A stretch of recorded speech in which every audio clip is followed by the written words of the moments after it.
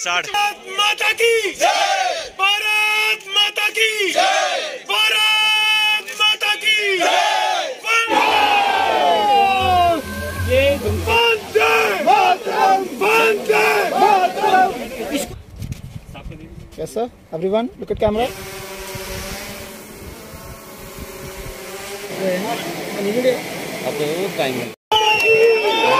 Bridge का जो आगाज है जो उसको हो चुका है, आप देख सकते हैं कि आप लोग देखें कश्मीर क्राउन और मैं हूँ आपके साथ मुदस्सिर। विश्व का दुनिया भर का सबसे बड़ा जो रेलवे ब्रिज जो जम्मू कश्मीर में अगर कह सकते हैं बनने जा रहा था, डिस्ट्रिक्ट रियासी में कोड़ी में, आज वो बिल्कुल जो है सुनहरा पल जो है आ चुका है। आप देख सकते हैं कि जो किस तरीके से जो है ब्रिज को एक तो तिरंगे की शान से सजाया गया, सबसे बड़ा मूवमेंट जो है तिरंगे लगाए गए और तिरंगे से बिल्कुल सजाया गया। इस तरीके से देखे जा सकते हैं कि दुनिया का जो सबसे हाईएस्ट रेलवे ब्रिज है जो आज हमने जो रिकॉर्ड किया हुआ है यहाँ पर, सबसे सुनहरा पल पूरे जम्मू कश्मीर वासियों के लिए और डिस्ट्रिक्ट रियासी के लोगों के लिए बहुत खुशखबरी वाली ये बात है, क्योंकि डिस्ट्रिक्ट रियासी में इस तरीके का ब्रिज बनने जा रहा है जिसको देखने के लिए विश्व भर के लोग आएंगे। उसमें टूरिज़्म से अगर बात करेंगे, टूरिज़्म सेक्टर भी बढ़ सकता है। और जो शोर जो आज बिल्कुल एंड जो बनने जा रहा है वो हम आपको दिखाएंगे। ये आप लोग मेरे साथ देख सकते हैं कि एक शोर जो बिल्कुल रहा हुआ है जिसको हम गोल्डन के नाम से कह सकते हैं, कि गोल्डन मूवमेंट कह सकते हैं, चाहे गोल्डन शोर कह सकते हैं। जो एक शोर जो आज होगा इसको गोल्डन के नाम से जाना जा रहा है। तो मैं सबसे बड़ी बात ये है कि इसमें टूरिस्ट जब आते हैं लगातार हमेशा कुछ ऐसी चीज़ देखने को मिलेगी जिससे हम ये उम्मीद लगा सकते हैं कि डिस्ट्रिक्ट रियासी में जो है टूरिज़्म भी बढ़ सकता है और दुनिया भर से जो लोग देखने के लिए आएंगे। और सबसे बड़ी बात यह है कि आईफिल टावर से लगभग 35 मीटर की हाइट पे ये जो ब्रिज है, आईफिल टावर से भी काफ़ी ऊंचा जो है 35 मीटर की हाइट पे ब्रिज है। जो पूरी हाई ब्रिज की हाइट हम आपको बताना चाहेंगे 359 मीटर जो है इस ब्रिज की हाइट है। चिनाब रिवर पे जो ब्रिज है जो बनने जा रहा है, जिसको अंजी खड्ड के नाम से भी जाना जाता है, लेकिन चिनाब रिवर के बिल्कुल ये ऊपर में जो है ब्रिज बना हुआ है। और लगभग इस ब्रिज की जो मैं लेंथ की बात करूँगा, लगभग एक किलोमीटर 315 मीटर, मतलब कि 1.315 किलोमीटर जो इसकी ब्रिज की जो है लेंथ है यहाँ पर। तो देख सकते हैं कि यहाँ पर नॉर्दर्न के सीईओ भी यहाँ पर मौजूद हैं और सारी आज सुनहरे पल की खुशी के लिए लोग यहाँ पर पहुँचे हैं। अलग अलग जगहों से लोग यहाँ पर आए हैं, जितने भी ऑफिसर्स हैं, तो इनसे जानने की पूरी कोशिश करेंगे, इनसे बातचीत करवाएंगे आपकी कि क्या कुछ पूरा मामला। और फिलहाल हम इसके ब्रिज के ऊपर जाकर आपको वहाँ की विजुअल्स भी दिखाएंगे, जिसमें एक आखिरी बातचीत मैं करना चाहूँगा। जो ये शोर आप मेरे सामने देख सकते हैं, इसको जम्मू एंड के नाम से जाना जाता है। बिल्कुल जो उस तरफ का एरिया है जो डिस्ट्रिक्ट रियासी में पड़ता है उसको जम्मू एंड के नाम से जाना था। और दूसरी ओर जो एरिया है ये जो छोर देख रहे हैं, इसको कश्मीर वैली के नाम से जाना जाता है। मतलब जम्मू कश्मीर के नाम पे बना ये ब्रिज पूरा जम्मू कश्मीर में एकता भी दर्शाता है और ये भी दिखाता है कि जम्मू एंड और कश्मीर एंड में के नाम से जो ब्रिज है ये मशहूर है। लेकिन बहुत बड़ी खुशखबरी वाली बात जो हम आप तक लेके साझा हुए थे, और आपको ऊपर के जाके विजुअल्स भी दिखाएंगे और यहाँ के सीईओ को मारना है कि किस तरीके से जो ट्रेन है यहाँ पर आएगी। और अगर कोई परेशानी आती है, हवा ज़्यादा तेज़ चलती है, उसके लिए पहले जो ब्रिज है किस तरीके से तैयार किया गया है हवाओं को लेकर भी, ताकि कोई भी परेशानी ना हो। ये भी कहीं ना कहीं एफआईआर उठाई जा रही थी कि हवा तेज़ चलने से जो है ट्रेन को नुकसान हो सकता है या रुक सकती है, ट्रेन की खतरा है। लेकिन ये ब्रिज कुछ इस तरीके से मैन्युफैक्चर हुआ है कि इस तरीके से बनाया गया है, उसके पहले एडवांस में इसकी हर चीज़ को नज़र रखते हुए ब्रिज की जो है तैयारी की गई है। आज ये बिल्कुल जो है ब्रिज कंप्लीट हो जाएगा और उसके बाद इस पर रेलवे ट्रैक का जो है बिछाई जाएगी। तो इसी के साथ हमारे चैनल पर बने, धन्यवाद। शब्द यूज़ किया सुनहरे अक्षरों से सामने सर। आज जो ज्वाइंट है गोल्डन ज्वाइंट, इसको हम सुनहरा ज्वाइंट बोलते हैं। सुनहरा क्यों? हमारे लिए एक सुनहरा पल है। सामने से सामने, क्योंकि पहले जब हमने आर्च बनाया है वो बहुत ही एक विषम टेक्निकल कार्य है, और उसको पूर्ण करने के लिए जब इसका लास्ट जो पोर्शन डाला गया था, लास्ट इसका जो हिस्सा था वो था अप्रैल 2021 में डाला गया था। उसके पश्चात आप जानते हैं कि एक डेक डाला जाना होता है। जब हम इसके ऊपर डेक डालते हैं तो पूरा पाइलन्स जो होते हैं, पूरे पियर्स जो हैं और पूरी आर्च और आर्च की फाउंडेशन के ऊपर स्ट्रेसेस जाते हैं। तो हमको ये इंश्योर करना रहता है, सुनिश्चित करना रहता है कि हमारी फाउंडेशंस कॉलम्स के ऊपर सभी स्ट्रेसेस, सभी स्ट्रेन्स इतने सीमित रहें कि वो सुरक्षित हो।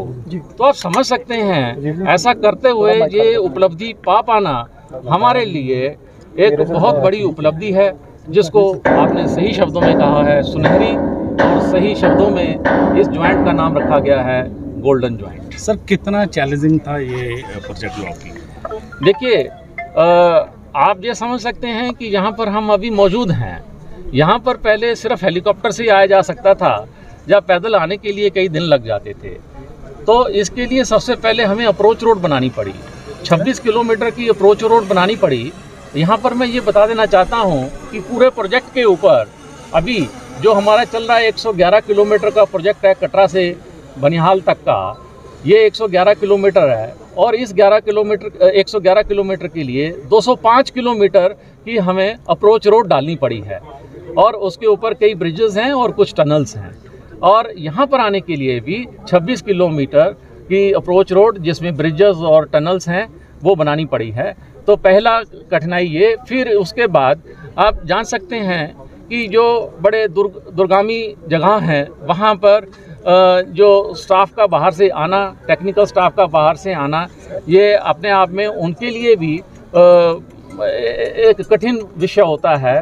अपने पूरे परिवार को अपने संग रख कर के कि उनसे अनुमति ले कर के ऐसी जगह पर आना। और आप सब जानते हैं कि बाहरी व्यक्ति के लिए, जम्मू कश्मीर से जो व्यक्ति बाहर रहता था, तो उसकी जो एक मनोस्थिति थी कि एक ऐसी जगह पे जा रहे हैं जहाँ पर जो हालात थोड़ा ठीक नहीं हैं। तो ये जैसे आपको मालूम है लंबे टाइम से चला आ रहा है ये प्रोजेक्ट, तब से लेकर के अब तक का जो है, जो लोग यहाँ पर रहे हैं उन्होंने बड़े ही धैर्यपूर्ण कार्य करते हुए इसके ऊपर ये उपलब्धि प्राप्त की है। और हमारे भारतवर्ष की जितनी भी प्रीमियर इंस्टीट्यूट्स हैं, चाहे वो IIT दिल्ली हो, रुड़की हो, Indian institute of sciences Bangalore हो, और भी जियोलॉजिकल सर्वे ऑफ इंडिया हो, और remote sensing agency of India हो, जितने भी प्रीमियर इंस्टीट्यूट्स रही हैं उन सब का इसमें जो है योगदान है। और हमारे यहाँ पर जो भी इंजीनियर्स हैं, जो यहाँ पर टेक्नीशियंस हैं, आप समझ सकते हैं कि किस धैर्य के साथ और कितनी लगन से, कितने तन मन से उन्होंने यहाँ पर कार्य किया हुआ। सेफ्टी के मेजर कब तक ये तैयार हो, मतलब इस पर ये ब्रिज आपके सामने तैयार खड़ा है। अब इसमें छोटी छोटी चीज़ें बची हैं। अब इसके ऊपर हमने, आप देखेंगे जब ऊपर चल करके कि वो कार्य प्रारंभ हो चुके हैं, पैरेलली हमारे कार्य चल रहे हैं। तो अब ये नवंबर तक ये पूर्णतः कंप्लीट हो लेगा। इसके ऊपर मैं आपको जो बता दूं कि जो इंस्पेक्शन करने का जो हमारा तंत्र होगा वो लगाया जाना है। और जैसे विंड स्पीड इसके ऊपर मेजर करनी है, क्योंकि विंड स्पीड इसके ऊपर मैं आपकी जानकारी के लिए बता दूं कि 266 किलोमीटर पर आवर की विंड स्पीड इसके लिए विंड टनल टेस्ट में असेस की गई है। वो 3 सेकंड के लिए आएगी और वो इस ब्रिज के लिए सबसे ज़्यादा स्ट्रेस उत्पन्न करेगी। तो वो स्पीड को हमें नापने के लिए यंत्र का जो है वो इसके ऊपर लगाने की आवश्यकता होती है। तो उसके लिए कंट्रोल रूम का जो है वो कंट्रोल रूम का कार्य चल रहा है। तो इस प्रकार के जो कार्य हैं जो कि अब बहुत महत्वपूर्ण हैं, परंतु उस प्रकार से अगर देखें कि ये जो ब्रिज की जो स्ट्रक्चर आपको नज़र आ रही है जो इतनी बड़ी है, उसके मुकाबले में अब कार्य जो है बहुत कम बचा है। सर कब तक उम्मीद रखें कि इस पर ट्रेन जो है वो कश्मीर तक दौड़ना शुरू हो जाएगी? हमारे आप जानते हैं कि हिमालय की जियोलॉजी वर्ल्ड में यंगेस्ट है, टेक्टोनिकली एक्टिव है। इसमें मेन बाउंड्री फॉल्ट्स हैं। हमारी टनल 1 का मैं उदाहरण देता हूँ। उसमें जो है जो डोलोमाइट जो क्रस्ट है उसके अंदर पूर्णतः पानी भरा हुआ है। वो पेस्ट है, पानी की तरह उसमें से बह के चला आता है। हमें केमिकल्स वगैरह लगा करके उसमें पुश करके उसको स्टेबलाइज करके तो उसमें हमारी प्रगति बहुत कम होती है। तो उसको ये मैं यहाँ पर एक चीज़ तो विशेष करके बताना चाहता हूँ कि हमारी टनल 1 विश्व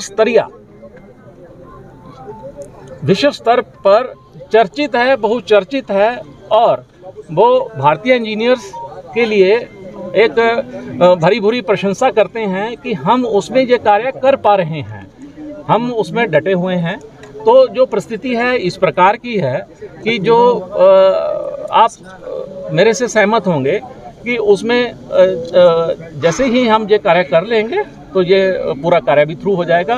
उसके लिए थोड़ा समय दे पाना मैं चाहूँगा कि जो PRO हैं मिस निधि, उनको मैंने उसकी एक वीडियो भी दी है। वो वीडियो आप सबसे वो शेयर भी कर लेंगी तो आप उससे मेरे जो कथन से सहमत होंगे।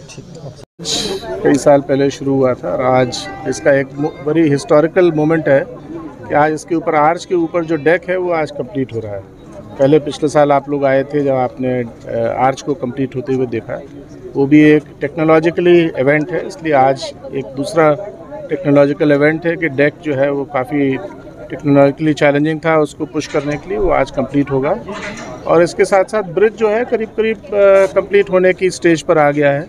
थोड़ा उसमें कार्रवाई और है, जैसे आप देख रहे हैं यहाँ पर 4-5 और इसमें ब्लॉक और लगेंगे, फिर इसके ऊपर ट्रैक भी ले होगा। तो इसलिए ये आज बहुत हम लोगों के लिए बहुत खुशी का मौका है और we are very satisfied that after इतने टेक्नोलॉजिकल चैलेंजेस के बाद आज ये काम कंप्लीट हो रहा है। सर कितना बड़ा चैलेंज रहा है इस ब्रिज को बनाने के लिए? इस ब्रिज को बनाने के लिए आप सब लोग देख ही रहे हैं कितने साल से कार्य हो रहा है। सबसे पहले जब फाउंडेशन शुरू हुई थी, कहाँ बनेगी फाउंडेशन, कैसे बनेगी, उसमें कितना स्टील लगेगा, फिर आर्च के डिज़ाइन के ऊपर 5 इंटरनेशनल कंसल्टेंट हैं जिनने किसी ने फाउंडेशन पर काम किया, किसी ने उसकी स्टेबिलिटी पर काम किया। ये जगह बिल्कुल आर्च बनाने के लिए बिल्कुल आइडियल है। यहाँ आप देखेंगे चिनाब नदी का गोर्ज है, इसके सिवा आप इस हाइट पर चिनाब नदी को कहीं क्रॉस नहीं कर सकते ना। इससे ऊपर इसको करीब कुछ महीने और लगेंगे। अभी तो मेजर वर्क तो कंप्लीट हो गया है, थोड़े थोड़े जो इसकी फिनिशिंग है वो उसमें कुछ और महीने लगेंगे, पूरा हो जाएगा। सर इसकी लंबाई कितनी है? करीब 1.3 किलोमीटर आप लोगों को एक डेटा दिया हुआ उसमें है। 1.3 किलोमीटर टोटल उस एंड से लेके इस एंड तक जो ब्रिज का पोर्शन है उसकी लंबाई 1.3 किलोमीटर। तो सर इसकी जो हवा चलती है उसकी कितनी स्पीड? हवा के लिए जो है ये एक्चुअली डिज़ाइंड है 266 किलोमीटर। विंड टनल पर इसके टेस्टिंग हुआ है, लेकिन इसमें एक कुछ इंस्ट्रूमेंटेशन लगेगा, उसको फाइनल एक कॉल ली जाएगी कि इतनी स्पीड से ज़्यादा की अगर हवा होगी तो इस पर ट्रेन ऑपरेशन तो बंद किया जाएगा। सर सेफ्टी के माध्यम से सेफ्टी के माध्यम से ये ब्रिज एब्सोल्युटली सेफ है। मैं सब लोगों को अश्योरेंस देना चाहता हूँ कि this is the safest bridge in the entire system. इसके बारे में कोई भी स्टेबिलिटी का, कोई भी ब्रिज के किसी स्ट्रक्चर का, कोई भी सेफ्टी का, कोई भी शक करने का कोई भी डाउट नहीं है। सर वेदर को लेकर क्या सिस्टम है यहाँ पर है? जब वेदर ख़राब हो गया फिर उसके लिए क्या? हाँ, वेदर के लिए इसमें इंस्ट्रूमेंटेशन अलग अलग तरह के लगेंगे। अगर हवा ज़्यादा चलेगी, बारिश से तो प्रॉब्लम नहीं है, अगर हवा स्पेशली ज़्यादा चलेगी, तेज़ चलेगी तो 90-100 kmph से ऊपर की हवा होगी तो उसको गाड़ी को रोका जाएगा, ऑपरेशन उस पर रोकेंगे।